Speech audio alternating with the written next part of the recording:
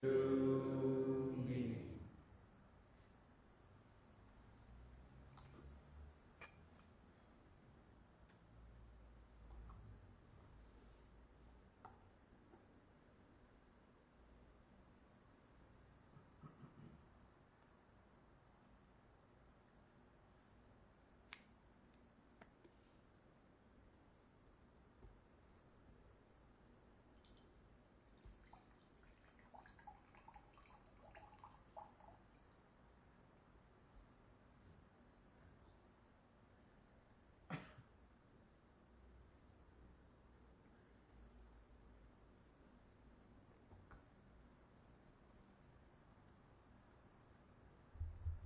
Ummon's complete manifestation.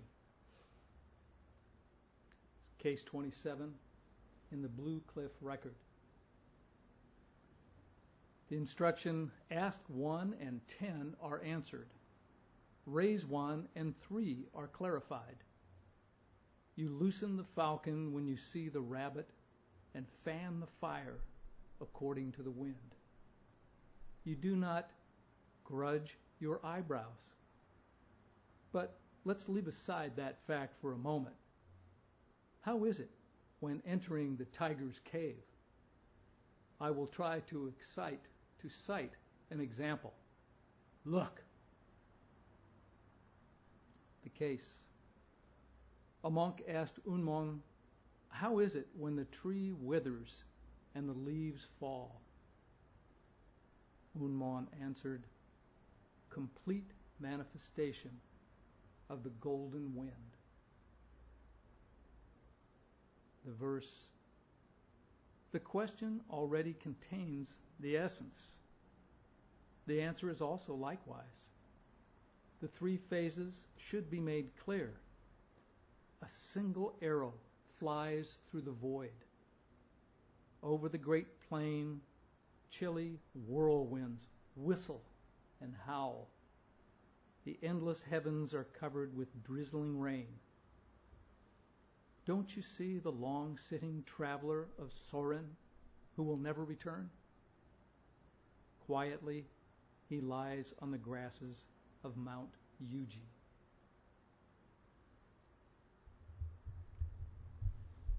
Good evening, all you bodhisattvas and future corpses. I start off that way in almost all my talks as just another reminder, just like our evening gatha, and imploring you to use your time wisely. You never know. I've worked with probably a couple thousand hospice patients on their end-of-life journey. You never know. I was just told about an hour ago, well, Mary was up in the office and had mentioned that there was all this traffic on Olympic Boulevard. It was all blocked off. Well, there was an accident. A young girl was killed. Just blocks from Zen Center.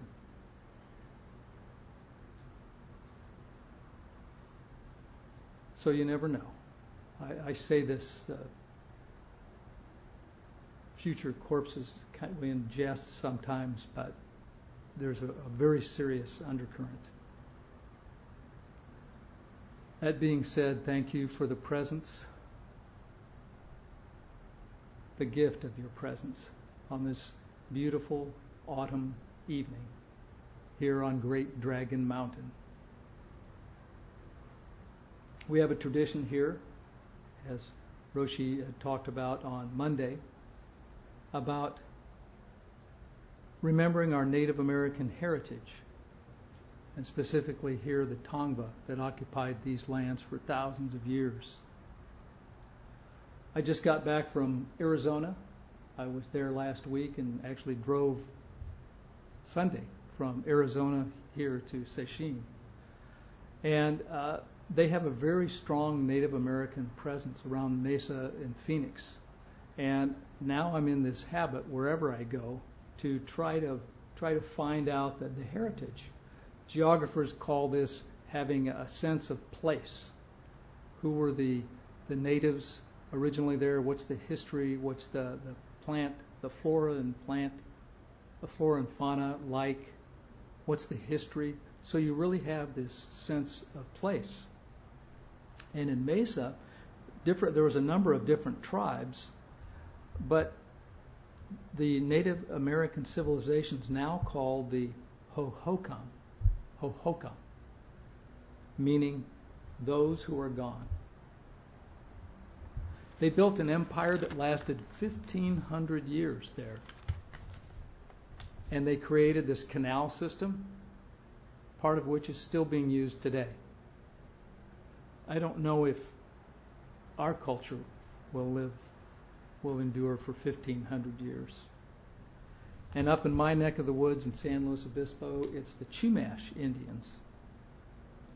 So I'd like to acknowledge and pay my deep respect to the Tongva people here and the elders and the ancestors, past, present, and future. I acknowledge and offer deep gratitude to this Tongva land and water that supports us as we're gathered here right now together. And I invite you to join me in that acknowledgement, in that respect, and in that gratitude. I'd also like to acknowledge all of our families, both the spiritual families that Roshi talked about on Monday, our spiritual family going back before Buddha, and our blood family. All of them, both those who are deceased and those who are alive, have sacrificed a lot so that we can be here today. We can be here at ZCLA. I'd especially like to acknowledge my own wife, Carla.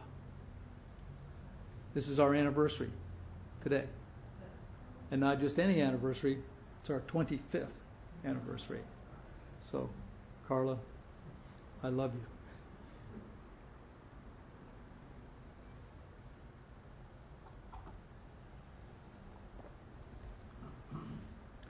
We did a little bargaining, so that's why I made the trip to Phoenix, or to Mesa, Arizona. And there we were last Saturday night, the day before I drove over here. And my brother-in-law and sister-in-law have this tradition. They go out to the desert to watch the full moon rising. And we were at its Usery Mountain in the lower Sonoran Desert. And it's beautiful, ragged peaks made of granite and volcanic tuff. Beautiful. So we watched the harvest moon rise. Now, if truth be known, it was actually the hunter's moon. The harvest moon is the first full moon following the summer equinox. And the second full moon, and it's mostly in September usually, rarely in October, but the second full moon following that is called the hunter's moon. And I'm told that it's because full moon, a lot of light, was good for hunting. So we watched that moon rise, and one of Carla's favorite songs is Harvest Moon by Neil Young, if you know that. So we actually had a little player, MP3 or whatever they call them, and did that and danced as the moon rose.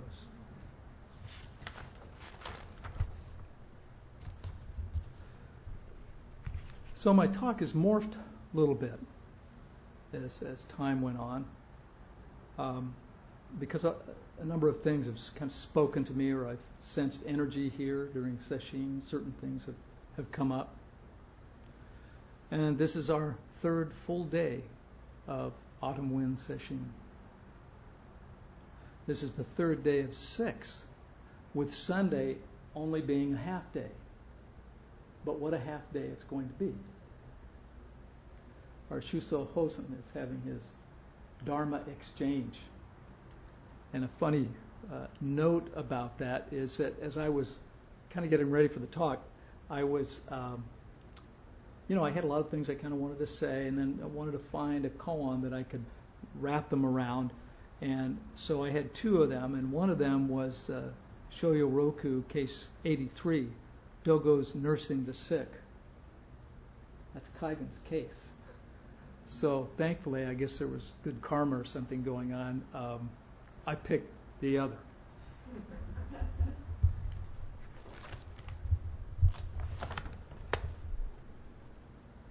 So our third day, what's been arising for you?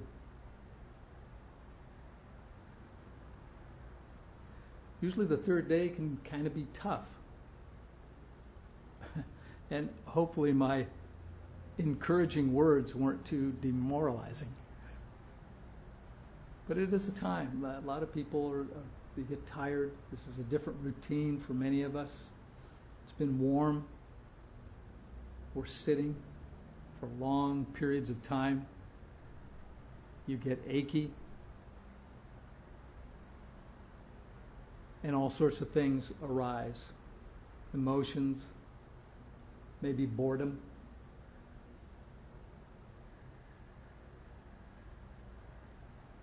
Maybe pain. Now, my experience has been that at some point, the body with aches and pains, protesting all these hours of sitting, finally caves in and says, oh, all right, I guess you're really going to do this. And so things, my experience, things tend to smooth out a bit. So hopefully that's an encouragement.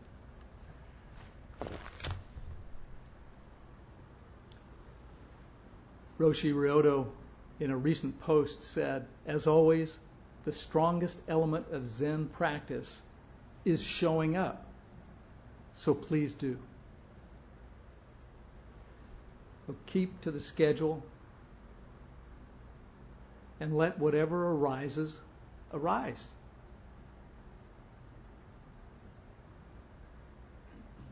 Mistakes.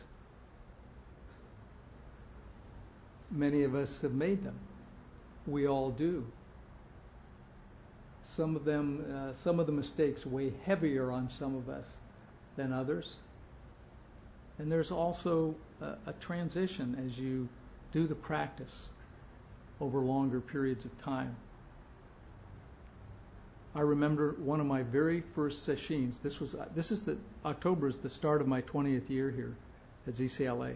But one of the very early ones, I remember we had a council afterwards, and where we made our comments about what came up for us, and I said something to the effect of, it felt like my first marriage. I was told to shut up and only talk to when I made a mistake. So. And I've been, had been very, very self-conscious. I wanted to do everything just right. And I can remember learning the gate of sweet nectar, the Doan position. And I will tell you, I rehearsed the heck out of that. And I got, I said, yeah, I can do this. And almost every Sunday, Dharma Joy would come and ask me to be Doan. And for a year, I avoided that. Now you can't turn me away. I begged to do it. And there's a quote, I think it's Dogen, about a Zen master's life is one continuous mistake. So if it's good enough for a Zen master, probably good enough for us, right? And I found it's actually part of the process. This making mistakes. We have this tight container here that we create when we do sesshin. And it's not unlike the residential community. Sensei Daishin used to talk about it being a lapidary, where you've got sharp, pointy rocks in the tumbler. Keep rubbing against one another. So things happen.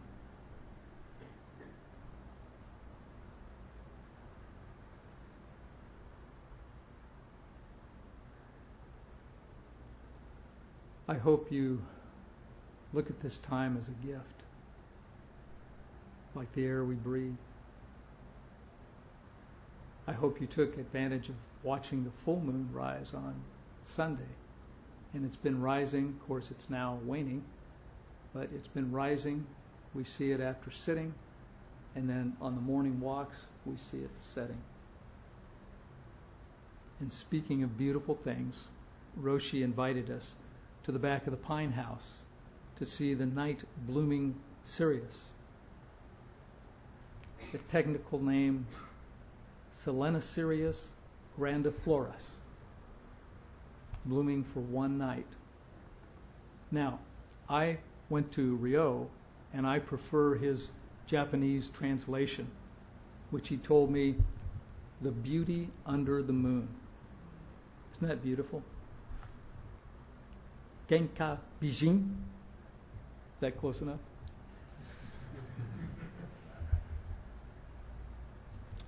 Impermanence. But related to that flower, there was I was at a workshop about 3 weeks ago with Margaret Bullitt Jones, PhD. She's an Episcopal priest, an environmentalist, amazing lady.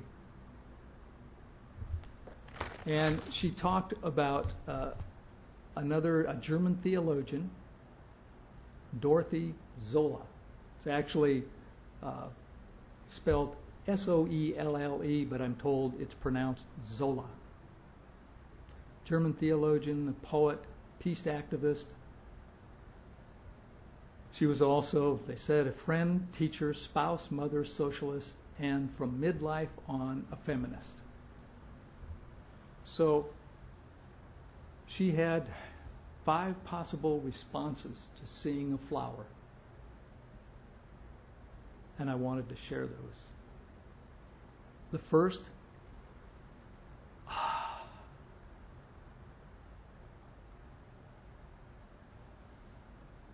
the second, oh, beautiful. I want it, but I'll let it be. The third, oh, beautiful. I want it, I'll take it. The fourth, oh, beautiful. I can sell it. And the last, so.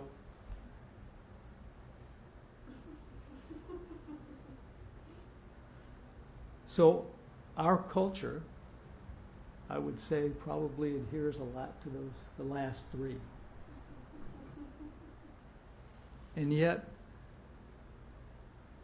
I actually sat with this for a day during the workshop. We have all of these elements in ourselves as well. At one time or another, I'm sure you've had every one of these reactions. And I asked you, which one do you think is the Zen response?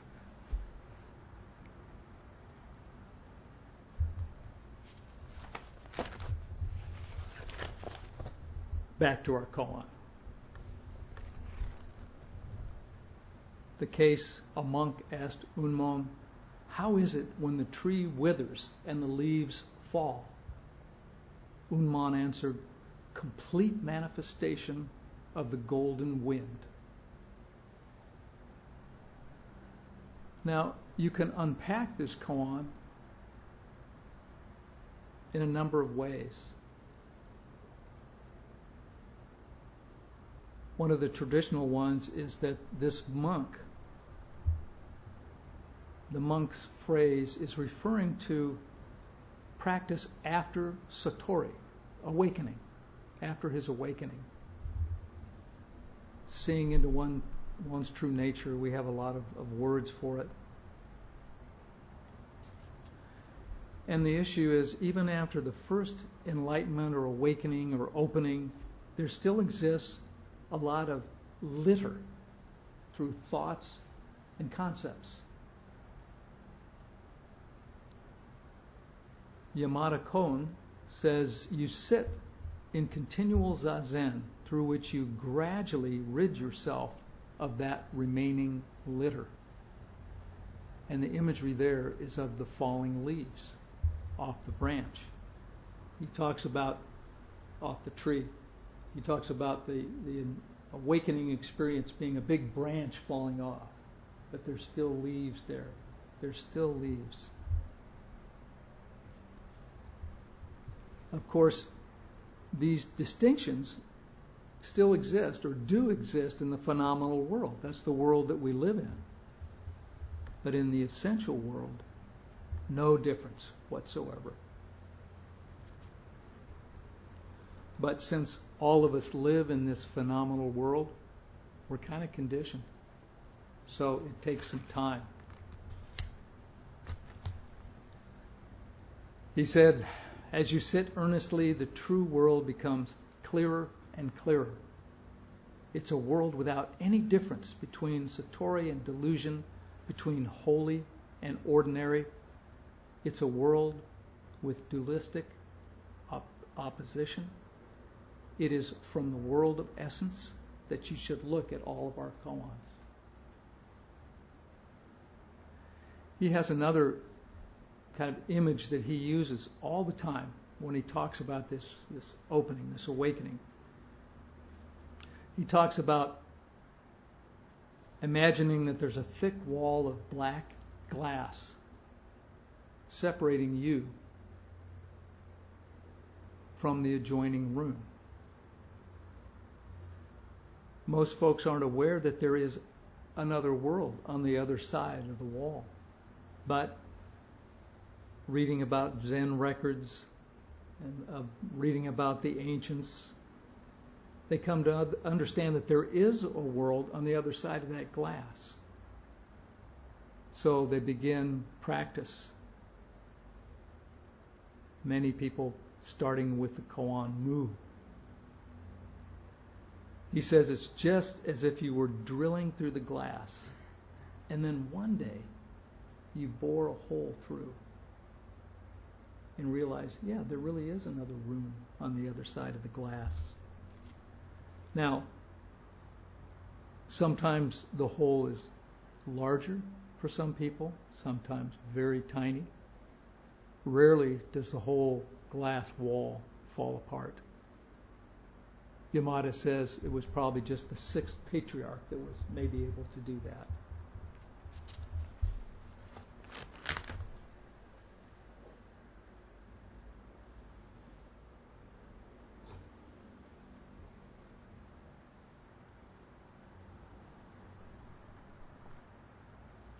So you can obtain this world of oneness through your Zazen experience. Is that why you're here?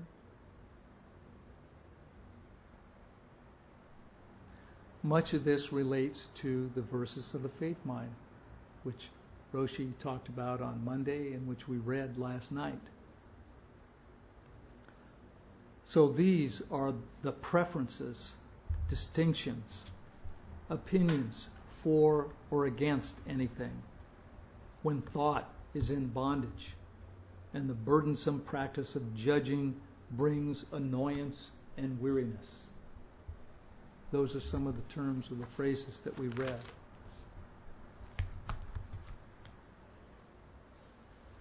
Now there's another way of unpacking that, unpacking this koan. How is it when the tree withers and the leaves fall? Ummon answered, complete manifestation of the golden wind. So what about our ordinary lives? That barren tree, autumn winds speak of autumn, period of maturity or incipient decline. I really relate to it. I just turned 70 a week ago from today. I noticed for the first time I'm the last one to get up when I turn around. Yikes.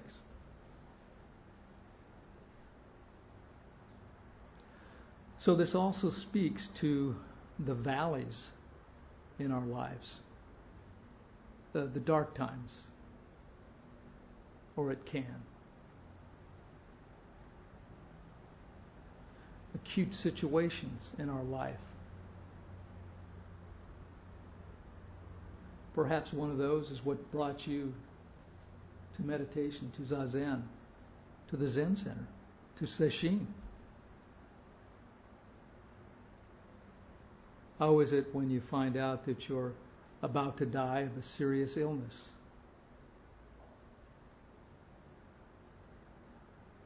One of the members of our San Luis Obispo group, Rinkai, sent a TED talk to me a couple days ago while I was in Arizona. And it was by David Brooks.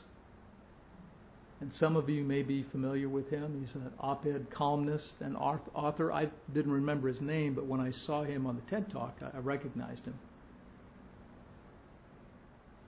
So in this TED Talk, he said, we're trapped in a valley of isolation and fragmentation.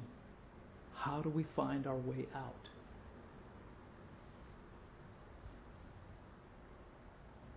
You been in some of those valleys?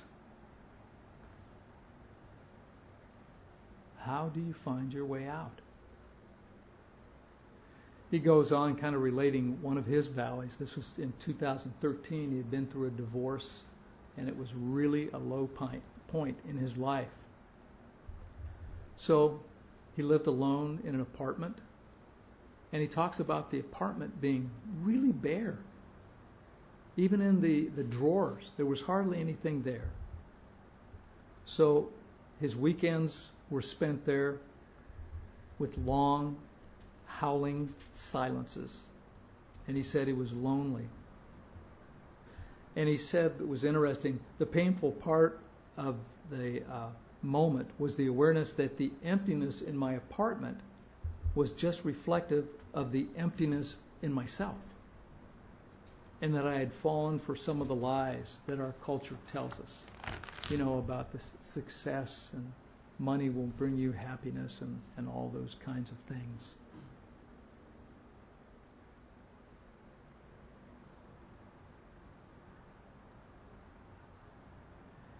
He said, the wages of sin are sin. And my sins were the sins of omission, not reaching out, failing to show up for my friends, evasion, avoiding conflict. Are you doing any of that in your own life? And it's a feeling of disconnection.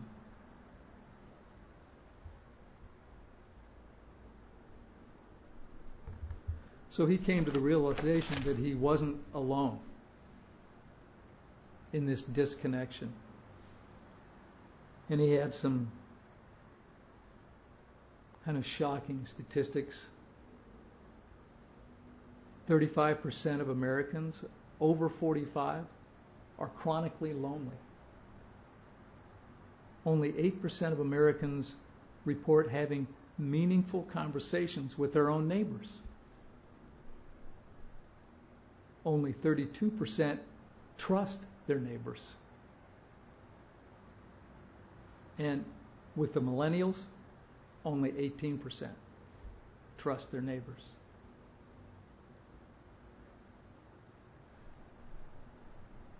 He said the fastest growing religious movement is unaffiliated. The fastest growing political party is unaffiliated. Depression rates are rising, mental health problems are rising. The suicide rate nearly 30% higher since 1999. Teen suicides up by 70%.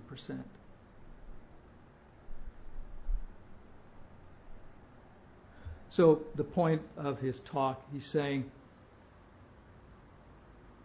what we have an economic crisis. We have certainly an environmental crisis. We have a political crisis. We also have a social and relational crisis. We're in the valley. We're fragmented from each other. So he was trying to figure out a way to get out of this, out of the doldrums. He went to the Greeks, who used to say, you suffer your way to wisdom. And that's the dark period that he started from. In Zen, our teachings, don't we talk about embracing whatever comes up? Not turning away from it. Rumi talked about inviting them in. All these, what we so-called negative emotions. Invite them in. Invite them to tea.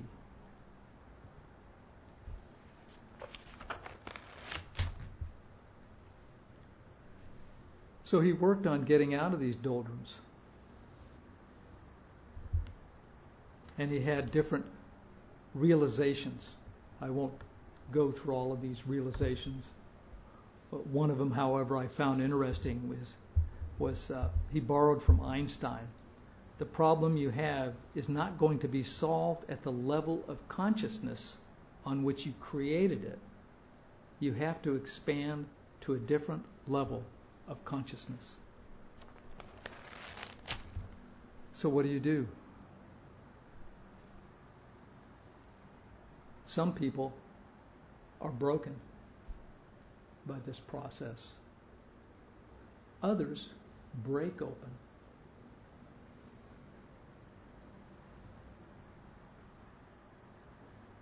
They actually flourish. And think back on your life, your own life, when you've made a major shift. Oftentimes those are coming from these dark times. I know that's certainly been true in my life.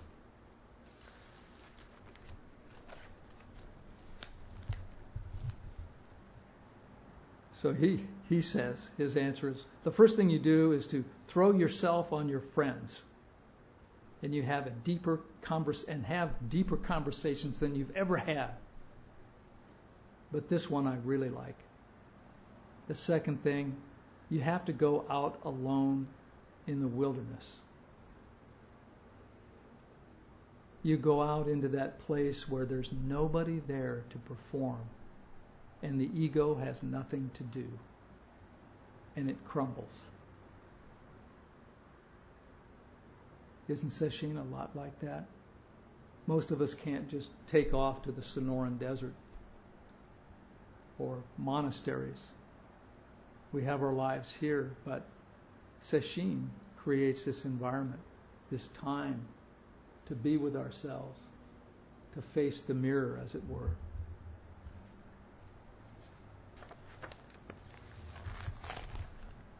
And things can happen. He has some amazing stories. He calls this weave the social fabric. So these are various groups. They're bodhisattvas that are going out and doing miraculous things throughout the world. And some of the people he's dealt with have had some pretty tough valleys. He had met a woman named Sarah in Ohio who came home from an antiquing trip, found that her husband had killed himself and their 2 kids. She now runs a free pharmacy. She volunteers in the community. She helps women cope with violence. She teaches. She said, I grew from this experience because I was angry. I was going to fight back against what he tried to do to me by making a difference in the world. See, he didn't kill me. My response to him is, whatever you meant to do with me, screw you. You're not going to do it. There was a real shift. In my own life, my work as a hospice chaplain, I was with Nancy, 55-year-old, dying of breast cancer. What became important to her as she realized she was at her end? Family, relationships. And most people on their deathbed will tell you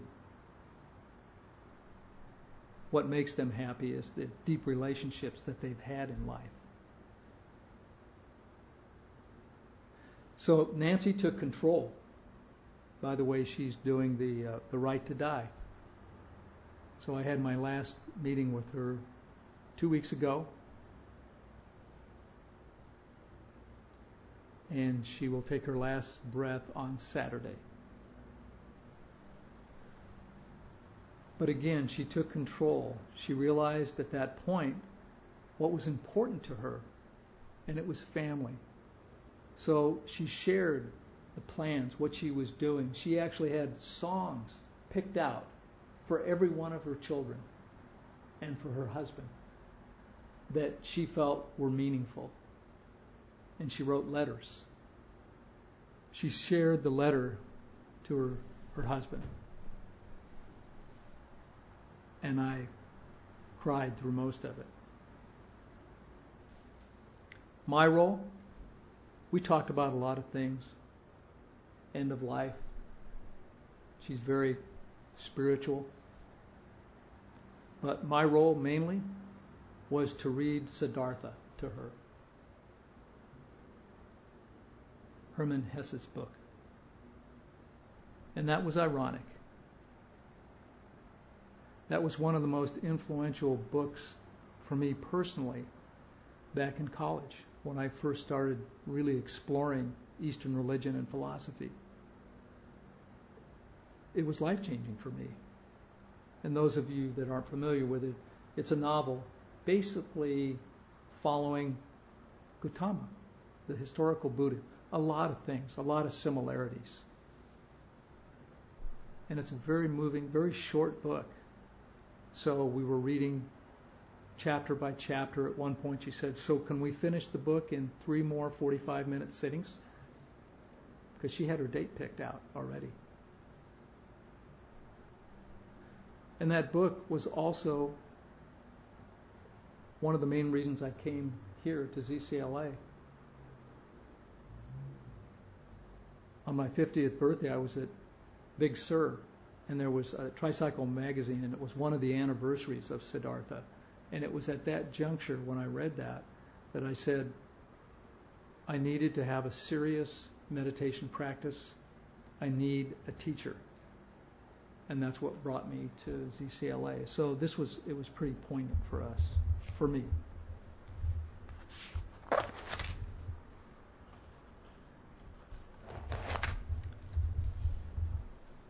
So, of course, there's all sorts of stories of people that have been in adverse situations that rose above that.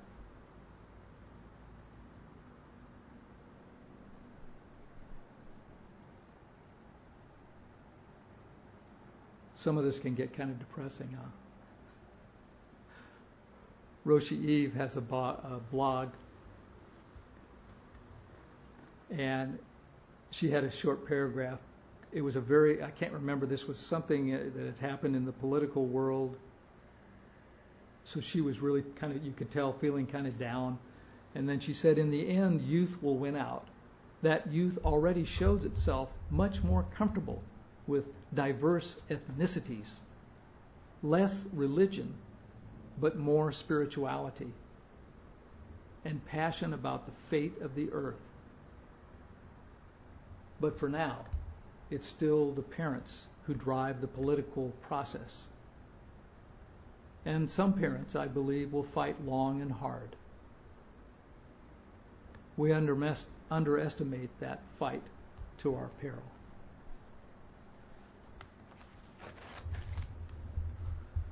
So I want to end on a happier note. And who else better to get us to that place than Mary Oliver? And this poem was actually read to me at my last, we call it IDT meeting, interdisciplinary team meeting at hospice. And the whole staff has to be there. Medical directors, the nurses, social workers, musicians, dietitians, everybody's there. So the medical director had made really a lovely speech. He had never liked poetry until we do a closing, and oftentimes I recite poetry, and it really grabbed him. He was out, he's got his kids reading poetry now. It's really quite wonderful. So he had picked this out. Truly, we live with mysteries too marvelous to be understood. How grass can be nourishing in the mouths of the lambs. How rivers and stones are forever in allegiance with gravity, while we ourselves dream of rising. How two hands touch and the bonds will never be broken. How people come from delight or the scars of damage to the comfort of a poem. Let me keep my distance always from those who think they have the answers. Let me keep company always with those who say, "Look," and laugh with astonishment and bow their heads.